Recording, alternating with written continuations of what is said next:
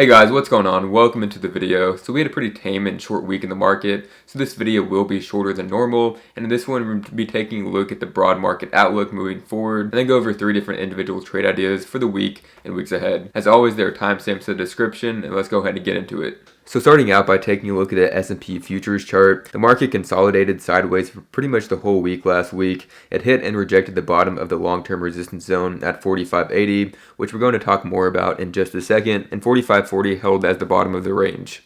So if we zoom out to the long-term chart, we can see how important this resistance zone is at 45.80 to 46.32. It's rejected 5+ times, and the market has not been above that range since January of 2022. So this is a major zone that is likely to produce at least a pullback here, but if the S&P is able to break above after that, we could see a much larger move up higher for the market. So like we've been talking about, the trend is overbought on the S&P, so we should expect a pullback soon, but in order for a pullback to start, a key support level needs to be broken. So the nearest key support now is at 45.37 to 45.40, and as I showed here, this was the most recent breakout trigger that started that leg higher to test 45.80, and also it has successfully backtested and held it as new support. For any possible downside to start, the S&P would need to break below that support, and then if that plays out, it would be key to watch if it's just a small pullback or if that turns into something larger. So the larger view moving forward is I'd personally be expecting at least a pullback off this long-term resistance zone at 45.80 to 46.32. It would need to break below 45.37 to 45.40 for that pullback to start. If that pullback plays out, the key levels to watch below would be at 44.93 to 4500, 44.64, and then 44.20 to 44.37, which was the point where the rally began from the CPI report, and then 4400 to 44.10 next below there. And a big reason why I would be cautious of a pullback here is just simple historical price action. Every time we have seen an upside move this large and this fast on the indexes, there has always been a good sized pullback to follow. So personally, I would be cautious of being aggressive with new longs here until after we get at least a healthy pullback. Individual stocks can go higher when the indexes are declining or pulling back, but it is less common and it just does make things a little bit more risky. So now taking a look at some trade ideas for the week and weeks ahead, starting out with AST Space Mobile, ticker symbol ASTS.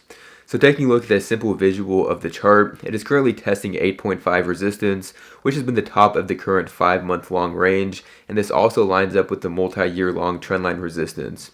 The stock is currently flagging below this key resistance, and if it is able to break and hold above, this could see a very explosive move higher. According to Finviz as well, ASTS also has a 22% short float, and as we've talked about on the channel before, when a stock or index breaks out and there's a lot of shorts trapped, a lot of those shorts will then be forced to cover their positions, which can make the upside move that much larger. The initial upside targets on a break above 4.85 would be at 5.55, 6, 6.22, which is also a gap fill, and then 7. Amazon, ticker symbol AMZN, continues to look primed for a much larger move higher out of this 1+ year long cup and handle pattern.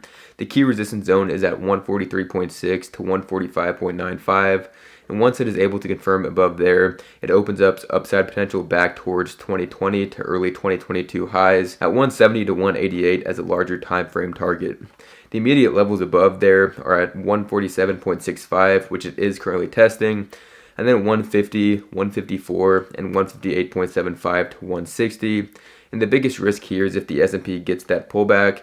Mega cap stocks like Amazon will often follow that pullback, but if it's able to either consolidate sideways or hold new support at the 143.6 to 145.95 zone, that would be a major sign of strength and indicate that it's likely going to go much higher from here. And then Rivian stock, ticker symbol RIVN, is another top setup that I'm watching for the week ahead. It has spent close to a month at 15.7, which was the previous breakout level from July and is now acting as support. And it is also set up in this large textbook following wedge pattern that can produce an explosive move once it's able to break out.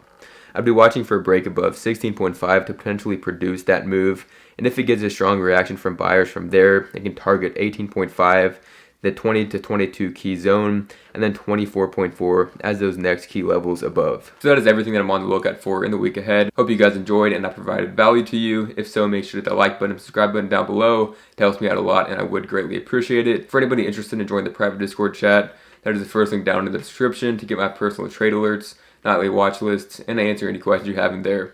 I will catch you all next time, guys. Thank you for watching, and peace out.